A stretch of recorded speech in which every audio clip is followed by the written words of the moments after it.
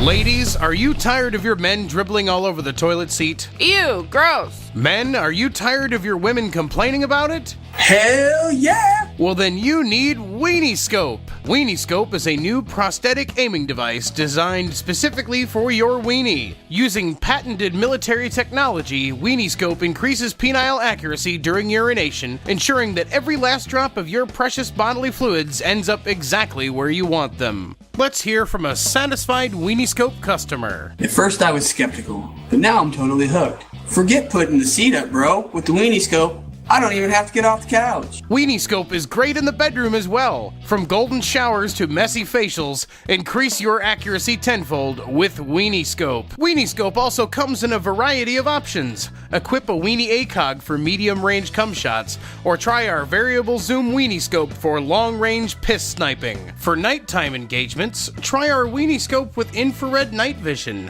So many choices! Call in the next 10 minutes and receive a free Ergo Grip undershaft attachment to help reduce recoil. No matter how much you jiggle and dance, the last few drops always land on your pants, right boys? Well, forget that. My accuracy is always good to the last drop with Weenie Scope.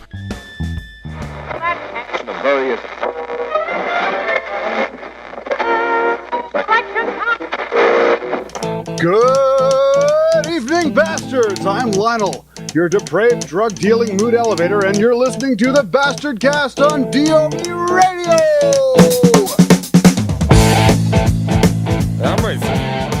Happy New Year, bastards, and welcome back to another half hour of horrific torture with myself, and as always, esteemed, reputed doctor of human sheep intimacy, driving very, very slowly in splendorous, screeching, smoking, oversexed style, Dodge Aries, also known as Dave. Care to give us some wet, slippery words of wisdom there, sexy? Always reload. Always reload.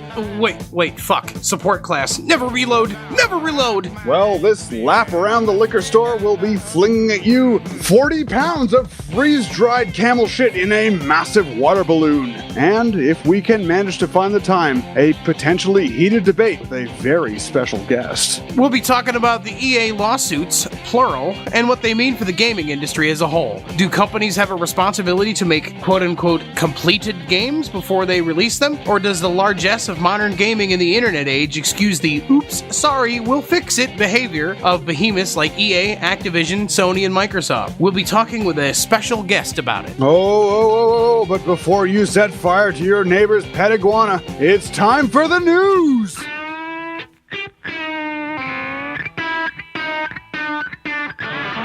The trial member system has undergone a complete overhaul in the last month. Now, we went over the keys to success for trial members in the last BASTARDcast, so we thought it only appropriate during this episode to go over the changes and what they mean for prospective members. To become a full member, recruits must obtain 4 key phrases from staff members. These staff members can be from any division, so as long as they are currently members of DOB staff, their phrases will be accepted on the full member application. In addition to the key phrases, recruits must also be sponsored by 2 full members. Any full member can sponsor a recruit and can easily do so by announcing their sponsorship in the trial members intro thread. Once a trial member has all 4 key phrases from staff members and 2 additional sponsors, they can fill out an application for full membership. A link to the application can be found on the Getting Started page on the DOB website, which all trial members should be reading thoroughly upon joining our community.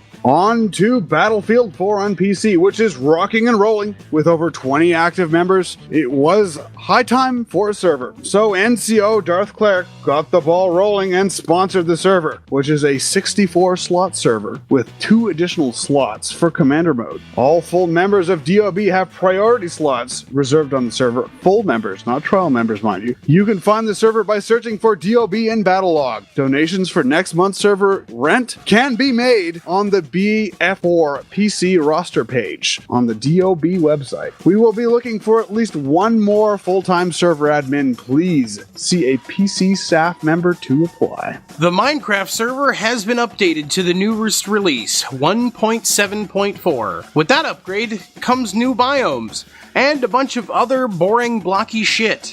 What did not come with it, however, was the economy and shop plugins, and as a result, the world has been completely reset on on the server. But never fear, your builds from the old server can be moved to the new server. Just send a self-addressed stamped envelope to Murphy. Please allow 4 to 6 weeks for delivery, or visit the forums and put in a request. And hopefully we will be getting on those moves very shortly. We will be. And I happen to really enjoy that boring blocky shit. It's a wonderful thing when you're trashed off your ass and you can hardly see straight. I mean, it's very, very easy to see little boobs on the screen. It really is. Creeper! Oh, the creepers! And I guess that concludes the news portion of our possibly intoxicating, dangerously hypnotic verbal lap dance. Up next, a pool of piranhas on meth find their way into your pants, while we discuss several delicious issues overdue to you gamers. But first, a message from our gracious alien overlords.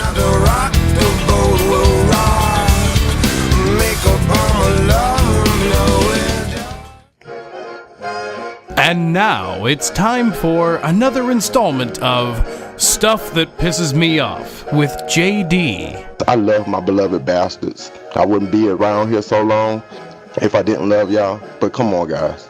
The Call of Duty versus the Battlefield shit, let's get over that, okay? Is understand, we already know Battlefield is the best. I'm not gonna argue that with y'all.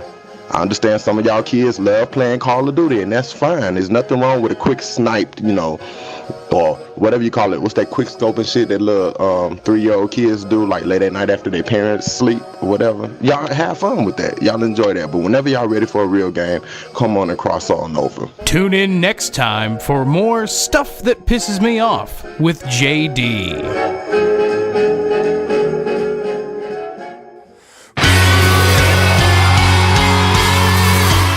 And welcome back. Tonight we're treading into some deep waters with our topic of discussion, the EA lawsuits and what they mean for the gaming industry. Do gaming companies have a responsibility to release a finished product on the very first day with all of the bugs worked out? Or should we as gamers just take a chill pill and realize that the games may be a little broken on day one?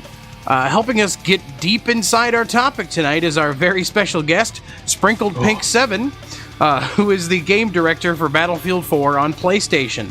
Welcome to the BASTARDCAST, Sprinkles. Thank you.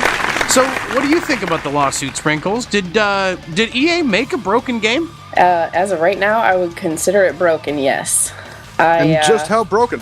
Well, I would say it's gotten better in the past few weeks, but in the beginning of the game, there was absolutely no point in paying $60 for a game that was basically useless. You couldn't even get a full match through without blue screening, or as the guys call it, blue waffling. Really?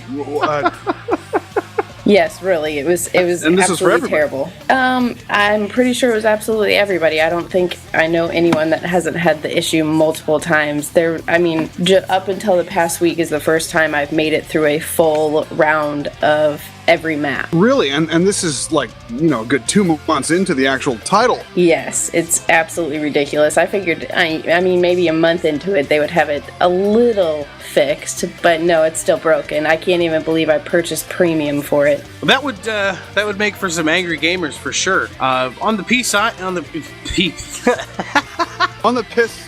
Yes, on the piss side. On the PC side, it hasn't been nearly as broken. I mean, don't get me wrong, the first about 2 weeks, you would have a crash roughly every 3 or 4 games, which is less than acceptable. I mean, it shouldn't be that way. But it certainly hasn't been to the point where you can't get through a match or anything like that on a consistent or regular basis, especially after about the second or third patch came out. It's been smooth sailing after that. I've probably had 2 crashes that whole time since then. But then again, I think on PC we accept crashes a little more maybe than the console players do. What do you think, Moody? We expect them to a certain extent. I really think that we do expect them. Given it is a title that is geared and engineered and programmed for the PC initially, this is the first time that a Battlefield title has been released on 5 separate platforms. So one has to take that into account. However, you pay that amount of money, and you can even drop a little bit extra money for a pre-order. you do expect to have something that you can actually play. And let's be serious, the Battlefield titles are not about offline play. The offline game lasts for about 4 hours maximum, and honestly, the Battlefield 4 offline, it was an atrocity. I mean, the Battlefield 3 was somewhat interesting, but oh god, BF4 was just, it was tedious to get through. I went through it to get the guns, and that's it, to get the unlocks. And it was tedious, whereas the other one was a little bit more enjoyable. So, I mean, you're paying that amount of money for a title, for something that you think is going to be complete, and it's not.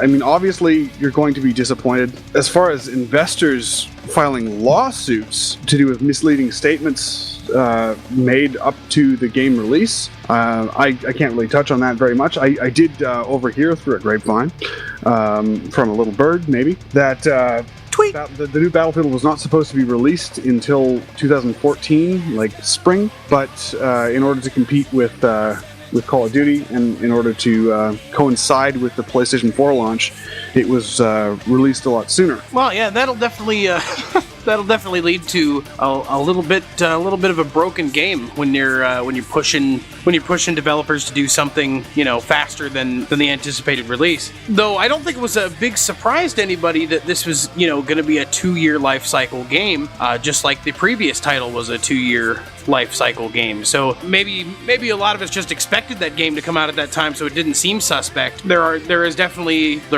some rumors in the rumor mill about this game having been pushed out earlier than it was supposed to be, and apparently the PlayStation people and the Xbox people are definitely feeling those effects. What are there any other problems with the game right now, Sprinkles? Well, going back to what Mood said about the campaign being atrocious, for one, it's that on top of the fact that with that I've gotten corrupted files 3 times now, where it's completely cleared everything is completely cleared everything for the campaign. So I've played it 4 times now, just trying to re-get the guns and all of that. So that's terrible on top of it. My god. Yeah. The campaign. Your god.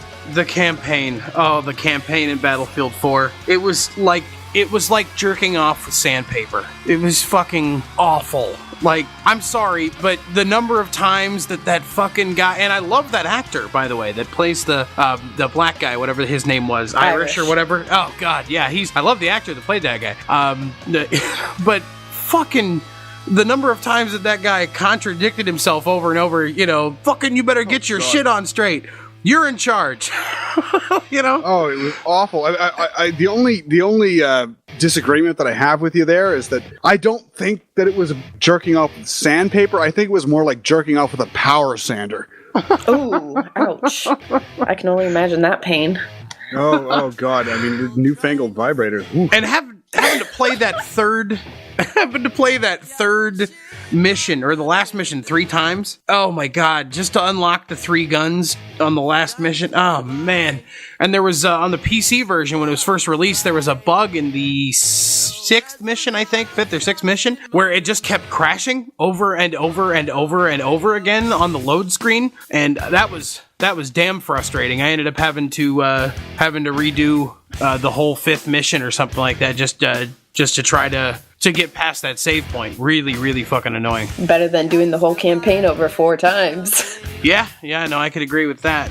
So, okay. The 4th time, did you at least get what you were intending to get? Did you get the unlocks, a stick, or did you just give up? Yeah, I got all the unlocks finally. Now I'm just replaying it to get all the collectibles and trophies and whatever, So based on our collective experience then, I would say that we can agree that at least at release, this was a broken game. It was broken. I mean, there were problems with it enough where it should not have been probably released on the date that it was released. So now that we all agree on that, should we as gamers accept that? Should the investors in the game like that accept that and say, well, in the internet age, with a game that big, with 5 platforms that all being released on in the same relative period of time, should we just kind of take a fucking chill pill and realize that these games have billions of lines of code and are very, very hard to put together? Or should they be ready to go on day one? I think they should be ready to go on day one, but also, I mean, it's already released, so what are we going to do now? We're going to have to take a chill pill and suck it up. I see that. It's like you don't really have much of a choice but to wait. I mean, you don't. because you want the title, you want it to be completed, but it's more like developers have the option to release an incomplete game now. And I will refer more specifically to the consoles because, I mean, PC games, have been patched for since release, since PC games were first being developed in the 80s. Fuck hell, before I was born. So consoles initially, before they had any sort of capacity to actually store any sort of patches, updates, anything like that, if you released a game, it had to be complete. It had to be what you had told your customer base it would be. It had to be that. And if it wasn't that, then you're fucked. You're shooting yourself in the foot. Now developers have a lot more leeway. They have a lot more space. So they can just put in a huge amount of money, resources, effort, and time into hyping up the game, but not nearly as much into creating a title that is going to be complete, functional, and satisfying to your customer. Right. You're totally right about that to a degree. However, one problem with that logic is that, yeah, you're right. Console games, the original Mario Brothers had to be a polished game because they couldn't go back. They couldn't reissue all those cartridges to all those kids. But also, think back to all the games that came out on the Atari 2600 and even some of the NES games, that were just fucking broken. And there was no patching. There was no, you would go out and you'd spend $30 of your hard-earned, grocery money or whatever that you got the money from mowing lawns or whatever, and you buy a game. I played a game called Target Renegade for Nintendo. That fucking game was 6 levels. You'd be goddamned if you could get past the first level, and if you did manage to get past the first level, it'd be impossible to get past the second one. It was just way too hard, impossible to play, and a lot of kids were spending their money on those things the same way that a lot of kids are spending their money on these games. At the very least, you can say that the new games, though they may be broken on day one, at least a patch is coming. Well, shit, Sherlock, darling, I certainly didn't know about that. That predates my era, my time. I didn't know that even in the 80s, you're having console games that were being released that were incomplete and horrifically buggy and maybe even unplayable. I didn't know about that. Oh, yeah. Some of the old Atari games, were just completely broken, especially some of the old Atari games, because they didn't have to get licensing. At least with Nintendo, they required that all the games went through Nintendo testing, and so before they'd get the Nintendo logo on them. But if you ever watch the Angry Video Game Nerd, he'll tell you all about some of the broken games from the console era, for sure. We'll have to check that out. But if you look at 5 platforms, I mean that's an insurmountable task, really, in terms of game development. I mean, you got PlayStation 3, which has a completely different proprietary architecture than any other platform. It doesn't use x86 architecture like the PCs do. It doesn't use the AMD architecture like the 2 new platforms do. And they had to develop the game for that. They had the Xbox 360, which used an older Intel processor. They had to develop it for the 2 new gaming machines, and they had to develop it for PC all at the same time. So that's kind of a big task. But in reality, if they realized that the game wasn't ready to go, as it clearly wasn't, did they have the responsibility to say, yes, all these people, all these gamers, put down the money for a pre-order, and we're going to push back the release of the game by a week or a month? Because after a month, at least on PC, it was fixed. So did they have that responsibility or not? They did. I don't think they did it correctly, though. I think there was an expectation placed on that, I mean, you expect the sheep to push back at the edge of a cliff and not jump off of it. But I think there may have been that expectation, but responsibility, if they had felt there was that responsibility there, then I would think that the release would have been delayed. Well, let's look at it from the perspective of the lawsuit. The investors are mad because they made a game that on PC platform at least was broken at first, and on some other platforms continues to be broken. I mean, it seems that at least according to what Sprinkles is saying, on the other platforms it's still pretty unplayable. Well to the fucking new year. Yeah, oh yeah, it's almost 3 months into the life cycle of the game on a 24-month life cycle game. I mean, that's a pretty decent chunk of time. But look at it from the perspective of the investors. How much worse off would they have been had they broken their promise to have the game out by a certain time? How much? I mean, really, they've gotten 2 lawsuits from their investors now. now, how many lawsuits do you think you would have gotten today if they had pushed back the release of that game until after the first of the year? Probably way more. So then you see it from EA's perspective a little bit, unfortunately. Yeah, I can see that.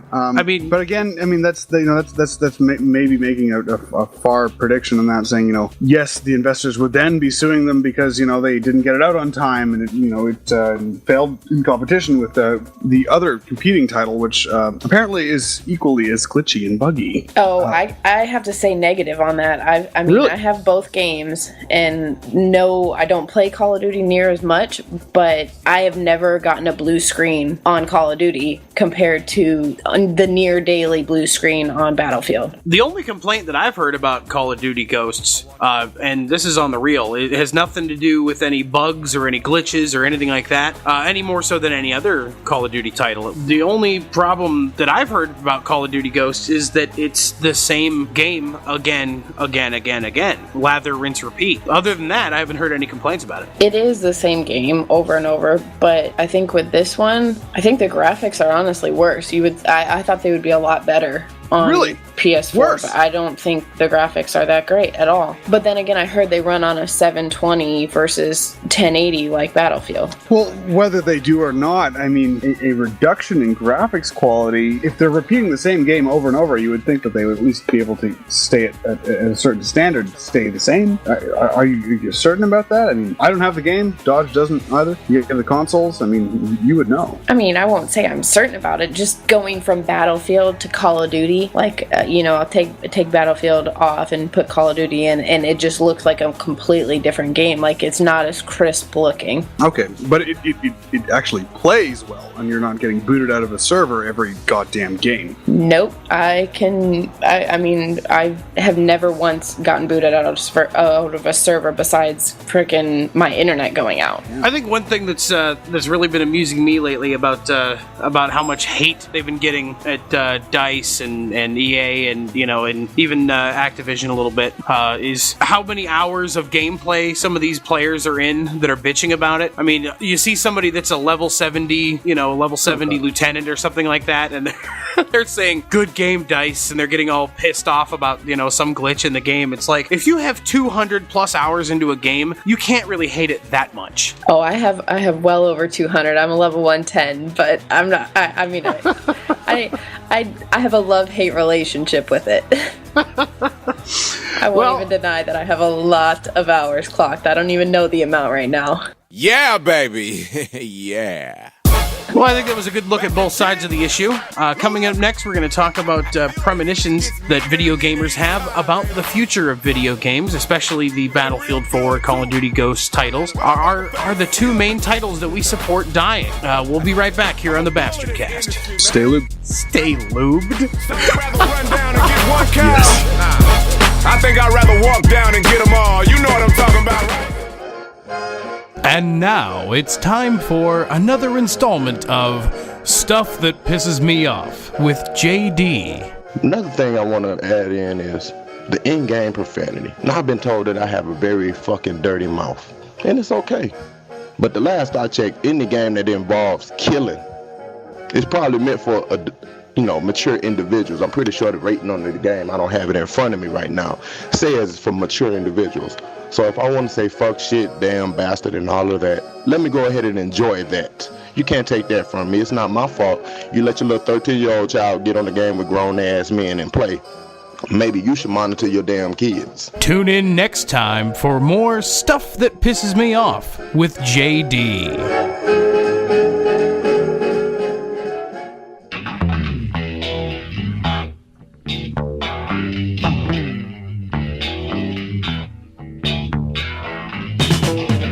Well, and now that we've swam through that sea of piss and bile, we've reached our second topic. Gamers will often make predictions, premonitions, even attempt foresight into the future of their game series and many other games, often done when a title is disappointing or downright god-awful.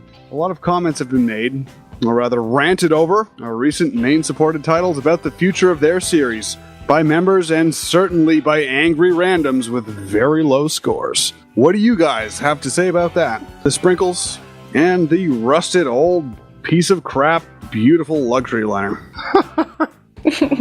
Oh gosh. Well, I would say that I have read bits and pieces on the internet, bloggers and whatnot, saying that this will definitely be the death of Battlefield 4 in terms of the EA lawsuits and the fact that it's still broken on consoles and whatnot. And I've also heard that the Call of Duty sales were the absolute worst sales that they've ever had of any title since like Modern Warfare 2 or something like that. Like, it was just a really dismal sales, and that this may also be the death of Call of Duty. And I don't know if I necessarily agree with that, but I suppose only the future can tell. How do you feel about it, Sprinkles?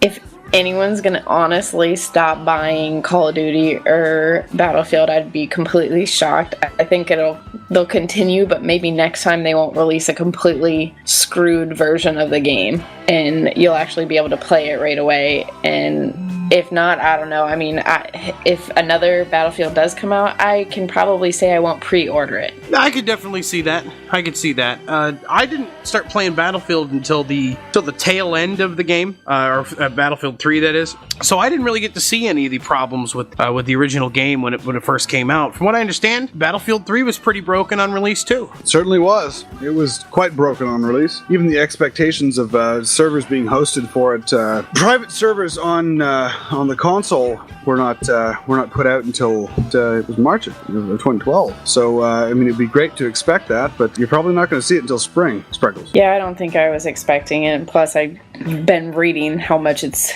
supposedly costing for a rented server, and I don't think we can get enough people to want to purchase one right away, although I'm sure there will be plenty of them purchased. I'm personally not going to purchase one. Well, as we covered in the news earlier, we did go ahead and get one for the PC side. I gotta tell you, it's nice to have that power, but I suppose there are also people that trip a little bit on that power. I try not to abuse it. Admin. Yeah, admin. But there's also that responsibility to try to boot people off that are clearly hacking or cheating or that kind of thing. And it adds kind of an interesting aspect of the game as well, knowing that you're never gonna have to wait in a server queue, because when you're a full member, you can just get right into the game. That's pretty nice. And really at $70-$80 a month, as long as you have 20, 30, 40 members all pitching in a couple dollars each, should be okay. Now, that being said, can you actually get all those members to pitch in a couple dollars each? That remains yet to be seen. Yeah, I'll believe that when I see it. Yeah, really. People, we've all experienced it. I mean, online gaming has been around for a while. Listeners and members of this segment, we're aware of it. People have a lot to say about video game series. Sometimes it will be, this game is so awesome, it's going to be around forever. But more often than not, surprise, surprise, people will comment on the negative. And I think there is actually a lot to be said about if a series of titles is known to be really successful and it goes downhill, the inclination of the former fan base to purchase a subsequent title after a failed title, it'll be pretty goddamn low. So the quality of the title following the failed title must be a hell of a lot higher, I would think, logically, in order to get back what it is that they'd lost. I will remind you guys of Medal of Honor Warfighter. I think it was Warfighter. Yeah. It was so bad, I don't even remember the name of the damn thing. But have we seen anything but Medal of Honor recently? No, we have not. I think that series is probably dead. But who knows? Who knows? Maybe they'll put out another one of those and they'll learn from the mistakes of that game as well. But then again, obviously that was another EA title, and maybe that was foreshadowing to see that they are capable of putting out a game that's completely broken and stays broken on a lot of the platforms. But a friend of mine works at a video game store, and he was saying that basically Call of Duty is still the killer app when it comes to console. That those games sell more consoles to this day than any other game. And I believe it. And so it's kind of hard to believe they would kill a franchise like that is selling that many console systems. Yeah, those little kids need that dang game. Yeah, there's definitely a younger player base on it. It does boil down to it. I mean, the video game industry does have a certain amount of creative integrity that is left over, and that is simply because the consumers demand it. Whether or not it's being systematically removed through these sort of actions is, it's up in the air. The quality of the titles themselves, they sometimes seem like they're secondary to just the nature of the titles themselves, and the fact that the Call of Duty franchise has actually been pumping out games that are essentially altered photocopies of their previous games and selling so fucking much and being the selling point of the goddamn consoles themselves, it's a testament to that. It is. I said earlier that this Call of Duty series, or this Call of Duty game, did much worse than a lot of the other ones did. That being said, it still outsold Battlefield 4 by a pretty good margin. Did it really? I Yeah. definitely did not know that. Yeah, it definitely did. And this was before any of the revelations, or this was before anybody had a chance to understand how complete each game was. So it was entirely to do with the hype, right? Yeah, well, it's just another Call of Duty game. I mean, it's kind of the industry standard, and so it beat Battlefield. It just barely edged it out in pre-orders, but then it definitely beat it on release, and then it continued to beat it on Christmas sales, and it's going to keep beating it. So I would think that Activision would be just out of their minds to not create another Call of Duty. I don't think it's going to be the end of the series at all, and I think that the same thing is going to go on with Battlefield. They're going to keep making that series as well. Now are we going to start seeing a lot more penetration from indie game developers? Absolutely, at least on PC platform for sure. And that concludes the BASTARDCAST on DOB Radio. We're certain that you enjoyed our flaunting of genitalia, however auditory it may have been. I will leave you all with yet another beautiful quote by Henry Louis Mencken. Life without sex might be safer, but it would be unbearably dull. It is the sex instinct which makes women seem beautiful, which they are once in a blue moon, and men seem wise and brave, which they are never at all. Throttle it, denaturalize it, take it away, and human existence would be reduced to the prosaic, laborious, boresome, and imbecile level of life in an anthill. Happy New Year. Enjoy your games, bastards. Good evening, bastards. Peace out.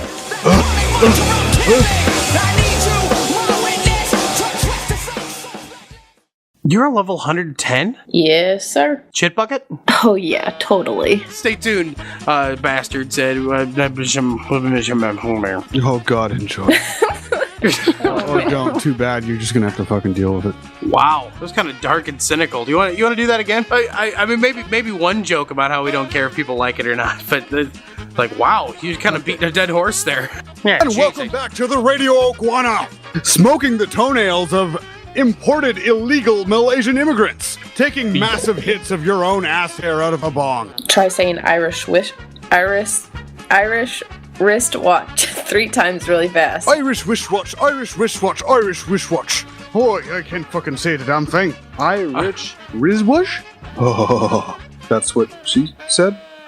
Maybe. I don't know. Sprinkles will be able to feel that. Is that what she said? Oh yeah, of course. Obviously. Is that always what she said? Yeah, that's always the answer. You should know that. All right, then. Oh, great. Beautiful. The moose testicle platter. We beat that one up. Beat. Oh, you said beat. Beat. Street meat. I'm good. Pour it up. Giggity.